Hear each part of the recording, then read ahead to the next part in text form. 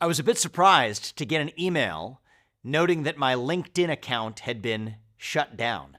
I wondered why, because actually a number of friends texted me saying they follow me on LinkedIn. That's how they keep up. They weren't able to find me anymore. And so when I had my team get in touch with LinkedIn, here's the response that we got. I'm not kidding. I'm reading from this.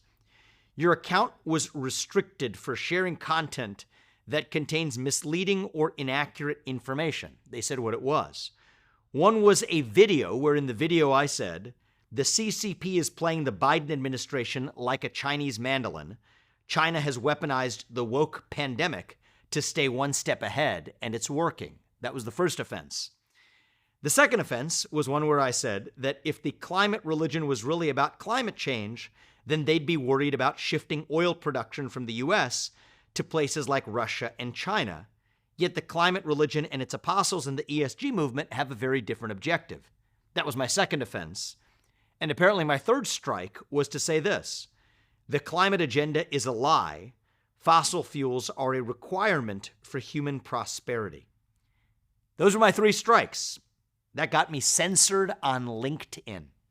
This is staggering. And so then we push back, and what do we say? We actually got specifics on how we're actually, hate speech, misinformation, and violence.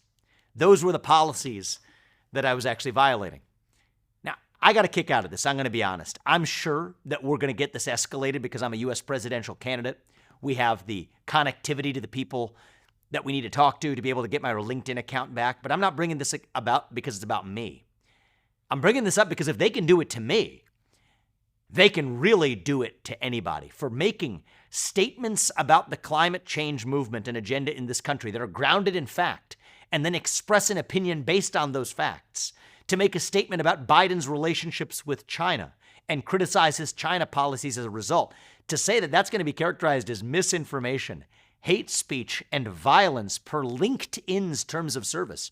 This is a Microsoft-owned company. It shows what's going on in this country. These aren't really the actions of private companies.